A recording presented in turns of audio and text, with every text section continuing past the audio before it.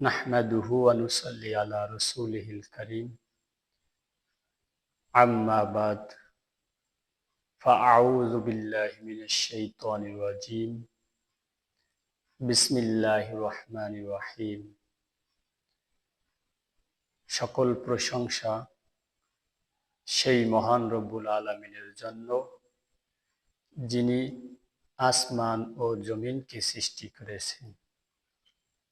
শুকরিয়া জানাই সর্বপ্রথম আল্লাহ তাআলার প্রতি, যিনি আমাকে আপনাকে সুস্থতা দান করেছেন, যিনি আপনাকে আমাকে অসুস্থতার হাত থেকে রক্ষা করে বড় নিয়ামত সুস্থ করেছেন। প্রিয় বন্ধুরা, প্রতিটা মানুষ সুস্থ জীবন যাপন করতে চায়।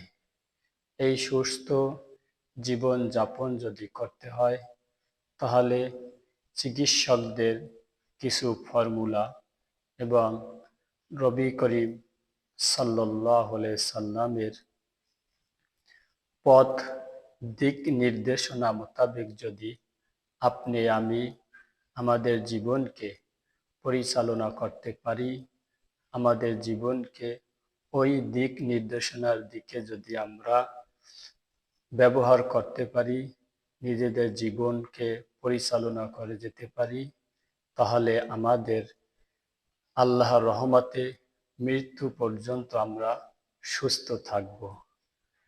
তাই আসুন, আমরা আমাদের জীবনকে সুস্থ যদি রাখতে চাই, তাহলে কিছু ফর্মুলা আপনাদেরকে আমি জানিয়ে যাই, যে ফর্মুলাগুলো যদি আমি ঠিকমতো পালন করি, তাহলে আমরা সদা সর্বদা সব সময় সুস্থ থাকব।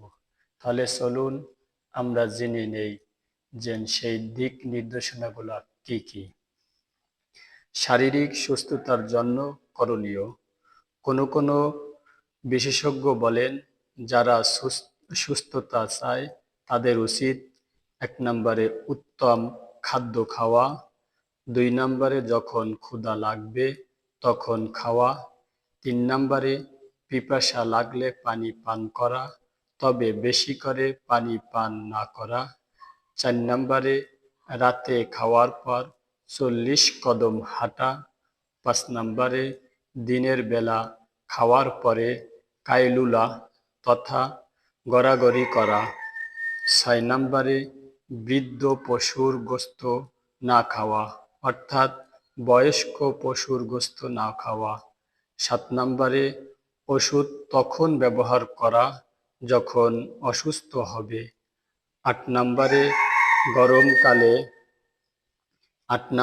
গরমকালে 1 বার গোসল করা শীতকালে 10 বার গোসল করার চেয়ে ভালো, 9 নম্বরে বৃদ্ধা নারীর সাথে সহবাসকারী ব্যক্তি অতি দ্রুত বৃদ্ধের মতো হয়ে যেতে পারে এবং তার স্বাস্থ্যও দুর্বল হতে পারে। এই কথাগুলো যদি আমি ঠিকমতো পালন করি, তাহলে আল্লাহ তাআলার রহমতে আমি সব সময় সুস্থ থাকব। যেটা বলা হয়েছে যে সময় মতন খাওয়া, এবং বলা হয়েছে যে উত্তম খাওয়া, পুষ্টিকর খাদ্যগুলো গ্রহণ করা।